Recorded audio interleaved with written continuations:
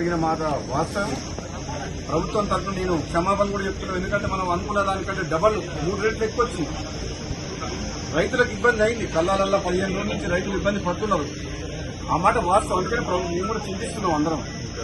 Definite గా రైతుల కోసం ఈ ప్రభుత్వం ఎప్పుడు కూడా రాత్రింబలు కష్టపడి రైతులకు అన్ని రకాలుగా సపోర్ట్ గా ఉండాలన్న ఉద్దేశంతో పనిచేస్తుంది. కాబట్టి రాబోయే 10 రోజుల్లో కంప్లీట్ గా ధాన్యం సేకరణ కంప్లీట్ చేస్తామని చెప్పి నేను కూడా మాటిస్తున్నా.